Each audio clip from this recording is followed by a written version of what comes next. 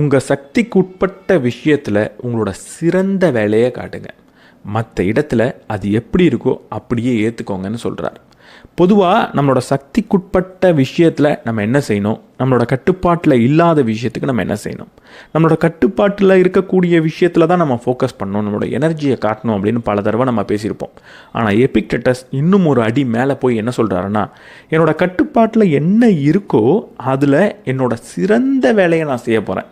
என்னோட கட்டுப்பாட்டில் இல்லாத விஷயம் எவ்வளவு பெரிய முக்கியமான விஷயமா வேணா இருக்கட்டும், என்னோட உயிராக கூட இருக்கட்டும், நான் இறந்து போகக்கூடிய தருணமாக கூட இருக்கட்டும், அதை பற்றி நான் கவலைப்பட போகிறதில்ல, அது எப்படி இருக்கோ அப்படியே நான் விட்டுற போகிறேன் அப்படின்னு சொல்கிறார். இந்த உலகத்தில் ரெண்டு விஷயந்தான் இருக்குது. ஒன்று என்னோட கட்டுப்பாட்டில் இருக்கிறது, இன்னொன்று என்னோட கட்டுப்பாட்டில் இல்லாதது. நீங்கள் எந்த ஒரு செயலை செய்யணும் அப்படின்னு நினச்சாலும், எந்த ஒரு திட்டத்தை தீட்டணும் அப்படின்னு நினச்சாலும், முதல்ல கேட்க வேண்டிய கேள்வி இதில் எது என்னோட கட்டுப்பாட்டில் இருக்குது அப்படின்றது மட்டும்தான். எதுலாம் உங்கள் கட்டுப்பாட்டில் இருக்கோ அதில் உங்களால் முடிஞ்ச சிறந்த வேலையை செஞ்சுருங்க. மற்றது என்ன நடந்தாலும் அப்படியே நடக்கட்டும் அப்படின்னு விட்டுருங்க. ஒரு இன்டர்வியூக்கு போகிறீங்க அப்படின்னு வச்சுப்போம். அங்கே சரியான நேரத்துக்கு போகிறது உங்கள் கட்டுப்பாட்டில் இருக்குது. ஒழுங்கான ட்ரெஸ்ஸை போட்டுட்டு போகிறது உங்களோட கட்டுப்பாட்டில் இருக்குது. ஒழுங்காக படிச்சுட்டு போகிறது உங்களோட கட்டுப்பாட்டில் இருக்குது.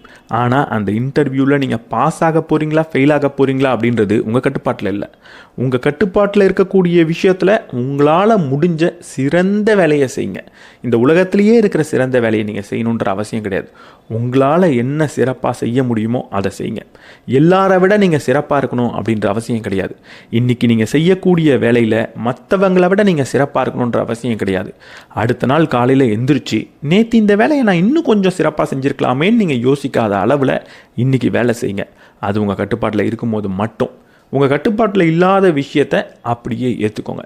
இந்த ஒரே ஒரு விஷயத்தை நீங்கள் கற்றுக்கிட்டிங்கன்னா மன வலிமை அப்படின்றது ரொம்பவே எளிமையாக உங்களுக்கு கிடைக்க ஆரம்பிக்கும்.